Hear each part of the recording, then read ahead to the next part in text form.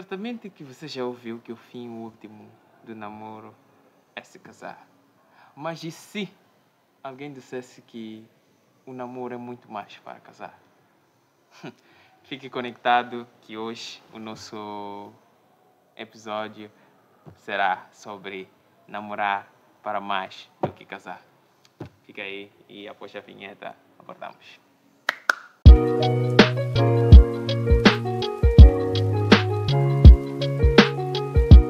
Muito bem, cá estou mais uma vez. Meu nome é Ivanilson Dimbana. Estou aqui para trazer mais uma meditação sobre o capítulo 9 desta obra, Ainda Não Casei, de Marshall Segal, que é intitulada Namorar para Mais do que Casar.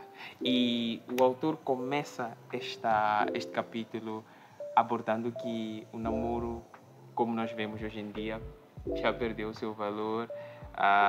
Nós temos visto hoje em dia que há essa questão de namoros coloridos, o termo que nós decidimos cunhar como ficar, e que tem destruído aquilo que tem que ser o propósito do namoro, da corte, seja lá que termo você quiser usar para este relacionamento em que um homem e uma mulher, um jovem e uma jovem, têm de modo a estabelecer e criar uma família, né? Mas o Marshall Segal, apesar dessa diluição em termos de relacionamentos que nós vemos hoje, principalmente na camada jovem, ele vem e nos mostra que a visão de casamento que vemos na palavra de Deus, que vemos na Bíblia, faz com que vale a pena namorar e namorar bem. Numa sociedade em que jovens já perderam esperança, em que, como nós costumamos dizer, já não há nada, como nós costumamos dizer, isso é para os escolhidos e etc e tal. Quando nós temos uma visão transcendente, uma visão do alto, nos faz ver que é possível namorar bem e vale a pena namorar. Mas a questão que pode ficar em mente é como namorar. E o que significaria esse namorar para mais do que casar? Qual seria o fim último? Qual seria a força motriz, a coisa que nos move para este quesito? Então, ele aqui alavanca 9 aspectos, 9 dicas, não abordou de maneira exaustiva. Podem ter mais dicas. Naturalmente, você pode ter ouvido mais dos teus pastores, dos teus líderes, internet, YouTube, Instagram e todas as outras plataformas, acerca de mais aspectos que complementem ou que tenham ajudado e que sirvam para o seu testemunho no futuro quanto à questão do relacionamento. Mas o Marshall Segal traz aqui 9 pontos que eu gostaria que pudéssemos meditar um bocadinho. E como primeiro ponto, ele nos mostra que saiba o que torna o casamento algo que vale a pena.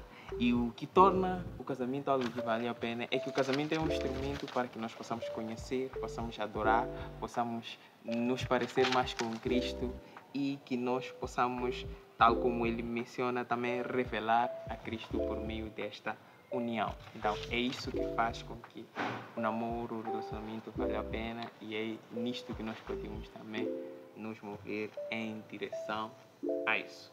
Como segundo ponto aqui, ele mostra que realmente é tão simples quanto dizem. E é um ponto que realmente veio trazer novos insights, principalmente para mim, porque eu tinha em mente, ou se calhar ainda tenho, que parece ser algo um pouco mais complexo quanto parece. Mas tal como ele mostra aqui, realmente é tão simples quanto dizem.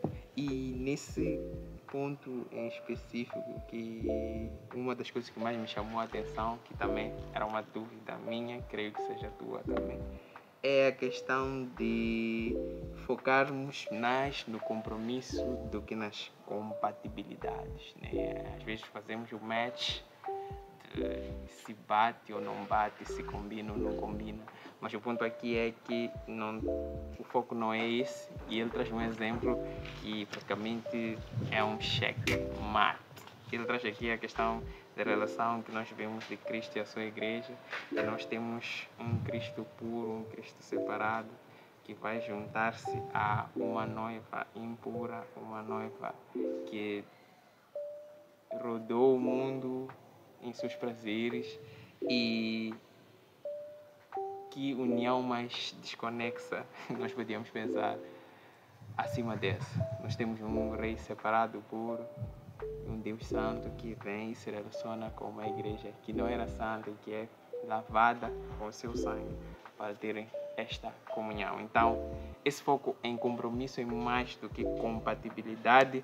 Chamou a minha atenção também pelo fato de nós buscarmos, como jovens, mais perfeição, enquanto, tal como ele mostra aqui, não deve ser a busca por perfeição, mas tem que ser a busca mútua e imperfeita por Jesus Cristo. Essa aqui é forte.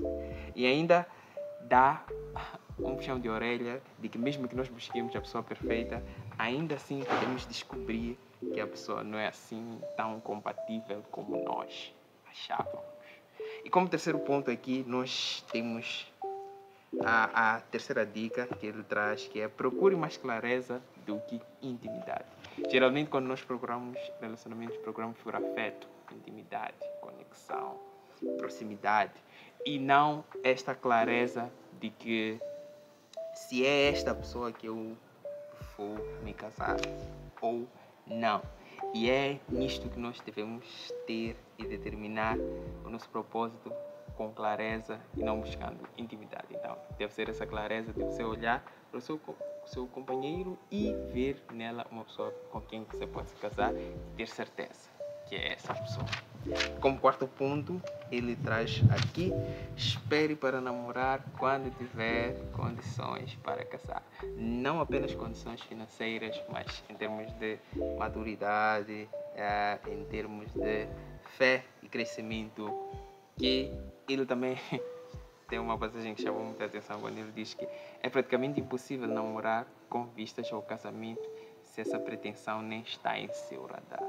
Então, antes mesmo de se aproximar a uma moça, será que você tem em mente casar-se com essa moça em quanto tempo? Ou é algo que estarão lá, vão deixar rolar e vão ver lá se vão decidir casar ou não? Se essa for a sua pretensão, é melhor dar um step back, relaxar um bocadinho, e quando já estiveres decidido com a devida clareza do ponto 3, avançar e também tomar as suas responsabilidades aí com a filha de dono. E como quinto ponto, nós temos aqui do nono capítulo: encontre um noivo ou uma noiva na linha da frente. E o que ele quer dizer com isso? Encontrar um noivo ou uma noiva na linha da frente não queria dizer que devemos procurar servir para encontrar um amor. Vamos naquele grupo porque tem moças virtuosas, etc e tal, com esse intuito em específico, mas procurarmos estar em lugares em que nós podemos ter essa abertura, esse acesso, mas não primariamente com esse objetivo, né?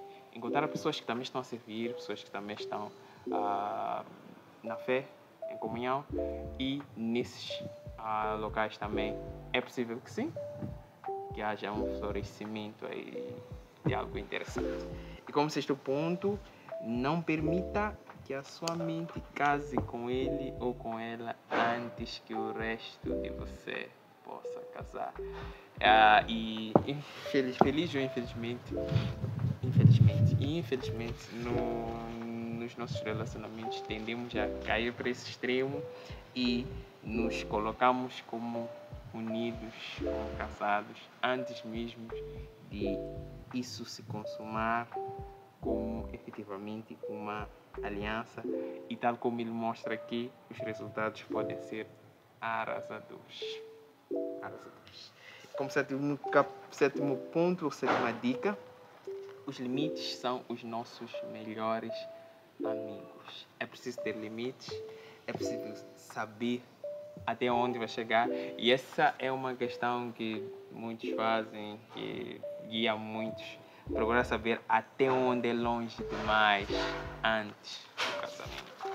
E é uma coisa que entre casal também, com as dicas bíblicas, estabelecer limites, tanto pequenos, tanto grandes, e guardá-los de modo a protegerem-se uns aos outros, caminharem em santidade e caminharem juntos até o altar para juntos dizerem sim um ao outro. E outro ponto, outra dica, inclua de forma consistente a sua comunidade, porque geralmente nós temos pontos cegos, geralmente nós não vemos, como costumam dizer, o amor é cego.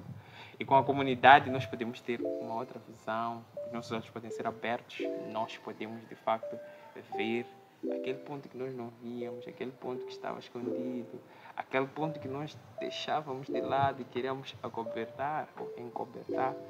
E com a nossa comunidade nós podemos ter esta ideia e também podemos ter aconselhamento sempre que necessário, tanto com os solteiros bem como os casados. Então é necessário estarmos nesta comunidade em que nós podemos ter esse auxílio, essa presença e termos este apoio nesta caminhada, porque a nossa caminhada, no fim da história, não é uma caminhada só.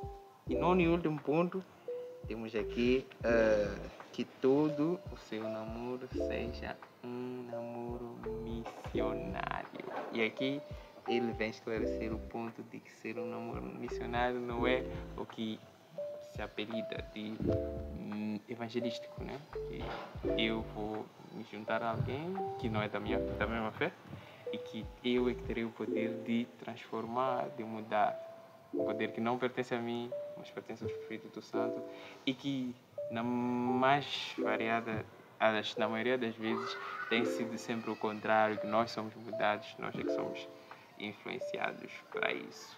Mas tem que ser uma união, não nesse sentido evangelístico, mas no sentido de promover a fé em Christ Jesus. Então, será que nesse relacionamento se tem visto mais de Deus em nós, mais de Deus na nossa união?